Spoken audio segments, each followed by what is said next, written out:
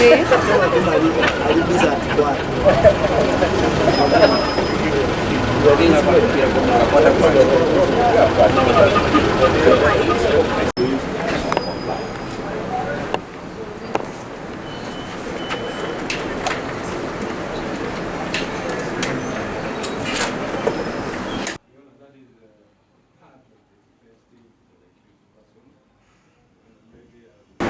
Chris Obore has filed an application for pay, which is already been given a number.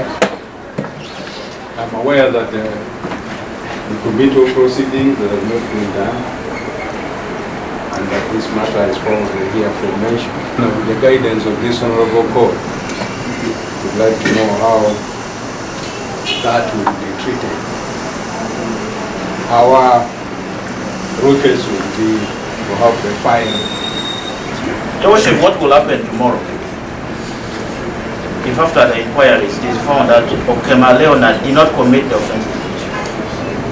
When it's all over the newspaper, we intend to apply for bail for the accused persons, all of them. And as you know, in view of counts 9, is only the High Court with the authority or jurisdiction to entertain. The High Court cannot be seized with that jurisdiction unless there has been committed. The state is very comfortable and telling us we need to give our time to conclude the inquiries. When we last adjourned this matter, we were told there were papers being worked on. And in my mind, I thought those papers were committal papers.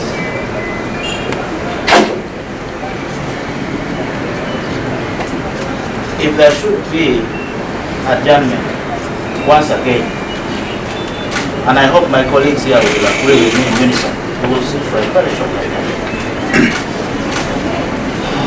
State has other option of reducing the charges from High Court to the Magistrate Court, and she can continue with her inquiry. Once the inquiries are concluded and favor going to High Court, we will be available, most of them. Worship, our investigations are in advanced stages. We are winding up with the same, and by necessary implication,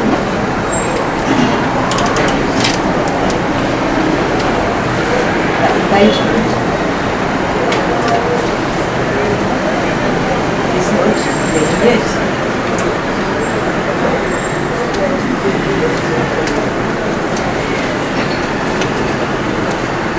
This was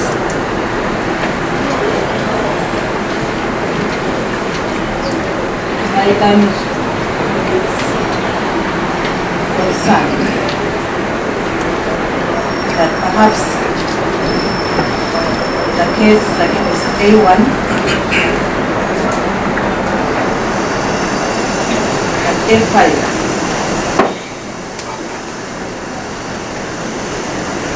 should be survived with the rest of the accused persons and handled independently.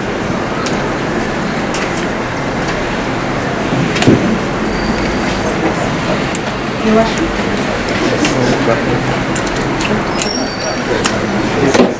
Winding up with the same, and by necessary implication, the indictment. There's jurisdiction that I got. And we have a number of cases that have actually dealt with the issues that we find ourselves drafting with today. And then that file will be sent out. It will be there. So whenever this is committed, we'll find it. And for that reason, I cannot handle for A5. There are 3 charges. There are charges of embezzlement, causing financial loss, and laundering. Now, so one of the accused, actually 2 of the accused persons are not charged with money laundering. So what that means is that the magistrate's court has the jurisdiction to hear their case. Remember, if you look at the charge sheets from count number 1 to 8, those are cases that are triable by the magistrate's court. Then the last count, count 9, is the only one that is triable by the High Court.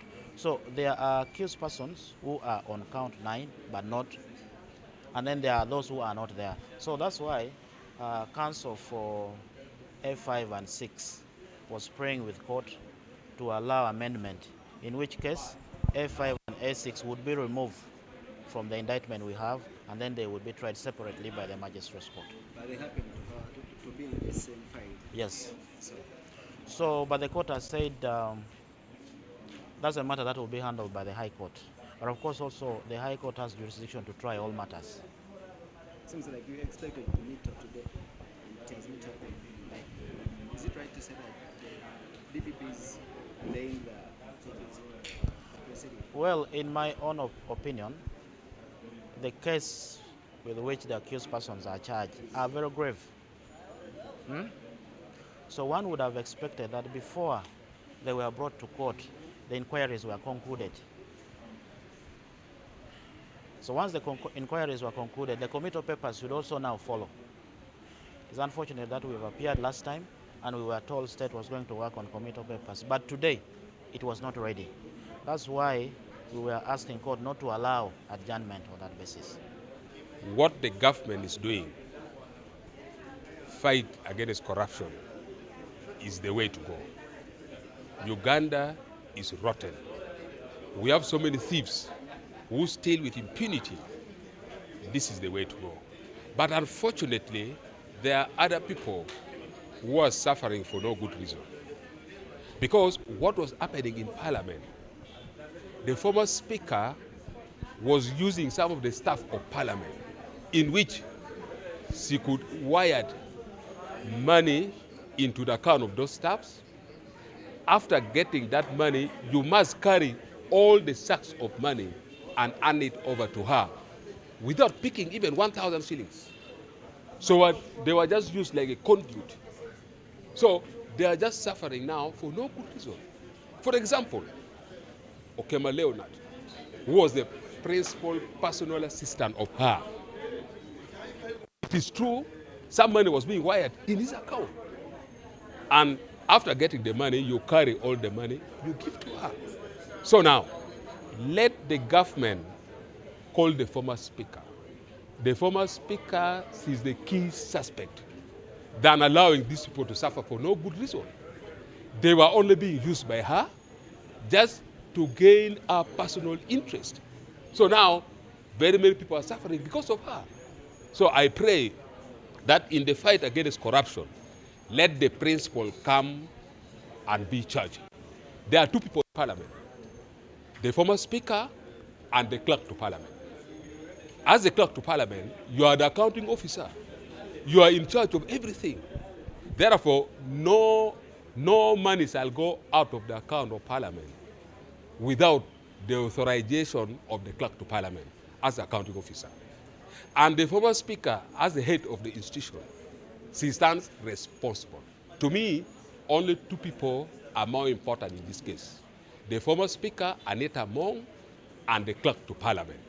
They shouldn't allow other people to suffer for no good reason because they were just being used. And I'm telling you, for my brother, Okema, he was even threatened by the Speaker, telling him that the moment you don't allow your account to be used for me to get money, so, as the employer, you want to keep your job. That is what you do to feed your children. By. Therefore, those ones are just suffering for good reason.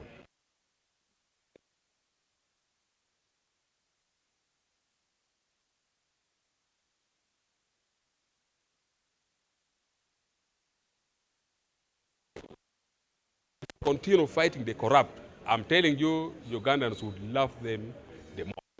But they should not deviate by arresting the opposition, doing unnecessary things. Those things are useless. Let them concentrate in the fight against corruption. Ugandans would like them.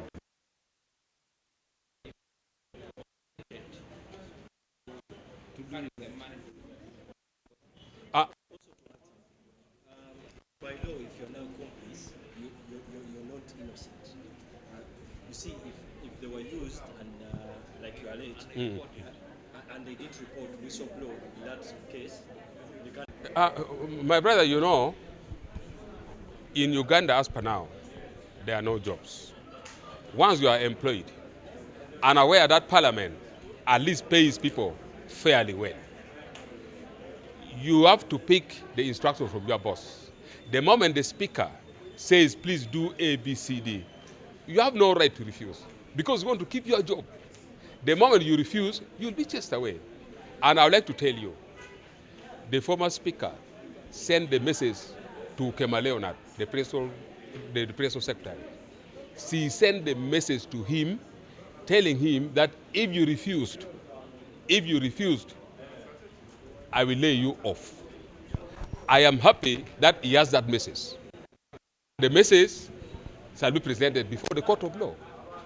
Therefore, much as we may blame other people, much as they may be the accomplices of the event, but really, you know, condition of this country, there are no jobs, you have to feed your children, and you are just forced to accept. And I'm telling you, the way money was being carried in Parliament, you couldn't believe. Some of us members of Parliament, we could just sit and hold our cheeks and see how things are moving. My brother, you see money being carried in sacks. If you go to Sacco, the money being withdrawn in 1 hour, about 4 billion in 1 hour by different people. You could see total nonsense going on in Parliament. For me to forward this file, once you file an application for bail, an independent file will be opened for the particular people that will file, depending on the time. It will be there. So whenever this is committed, it will find it. And for that reason, I cannot handle for A5 because that means High Court is handling bail here, I'm handling bail here, it's a mess. So yeah, regardless of A5,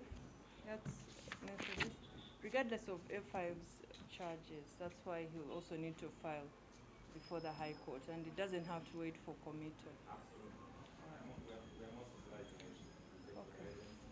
All right. So let's To address concern. Counsel for A1, who says that he's ready to proceed with his bail application. Correct?